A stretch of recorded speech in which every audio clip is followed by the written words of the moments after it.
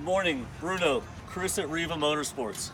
Well, you asked for a video, so I'm doing it because, well, you asked, and I'm excited about this bike, so I want you to be. All right, I'm gonna go through what it has done to it and kind of the function of each part. The guy who owned this boat this motorcycle is meticulous with how he keeps his stuff and also how he upgrades it. He's got somewhat of a methodical approach to improving on where the manufacturer left weak points. First thing I want to point out is the brake system, front of the bike. Okay, stock they have 280 millimeter rotors. Not necessarily deficient in braking, but it does. This bike does have some brake fade when it gets hot, when the brake system gets hot. Mort, previous owner, went up to 320 millimeter discs with setback blocks for the rotors. As you can see, it'll set the rotor or the caliper back a little bit, and a 40 millimeter larger brake disc. Another little upgrade he did: blacked out front forks. Aesthetically, it looks a little bit nicer than the polished. These are Harley accessory mag wheels. A little bit lighter, more for the aesthetics than anything else. Moving to the back of the bike, fork brakes. This is also a big improvement. The Dyna, you'll hear me talk about the handling characteristics of this bike are a little bit mushy. This resolves a mushiness in the front end when under braking. Mort felt it necessary also to go to a larger internal on the front forks. I don't necessarily think it was needed, but he did. So these forks are stock, but they have larger cartridge internals inside the forks. Nice little blacked out fork caps. LED headlight. This is about a $400 upgrade from Harley. It's called a day maker headlight. It's really, really bright. Okay, LED headlight, very important. Moving to the back of the bike, one of the biggest upgrades I'm going to mention today, and I'm a true believer in this, is the True Track suspension system. This is something that I don't think you really understood what it does. Basically, the functionality of this is the Dyna chassis is connected to the motor, and the swing arm is connected to the motor.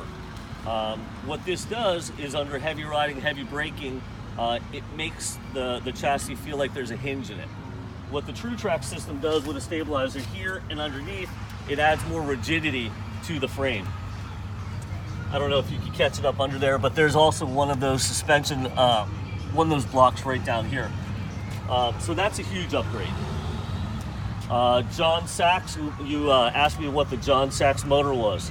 Stock motor, 103 cc's, but what they've done is put a bigger cam in it, taken the heads off, shaved it a little bit, increased compression, and probably put a little bit more timing in the cam. Also ported heads. Nothing majorly radical.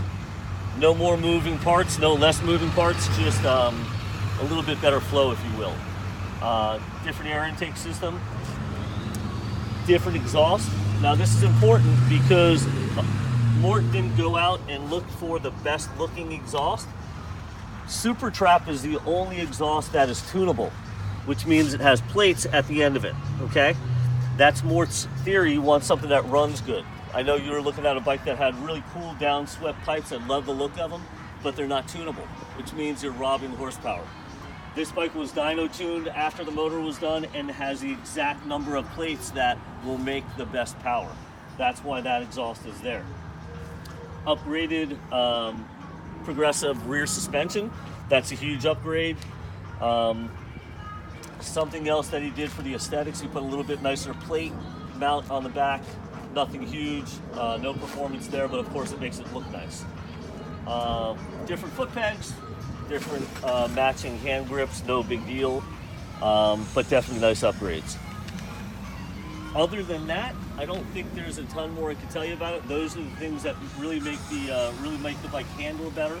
The True Track, the motor, of course, adds a whole ton more power. When I was talking to you last night, the bike just pulls and pulls and pulls and pulls in every gear. Typically a 103 cubic inch Harley motor, they kind of sign off at about 5,000 RPM. This bike pulls far beyond that, has a lot more power, so it's really exciting to ride. If you have any more questions, call me today, let me know, but those are the big things that are done to this bike that I want to go over with you. I'll talk to you soon.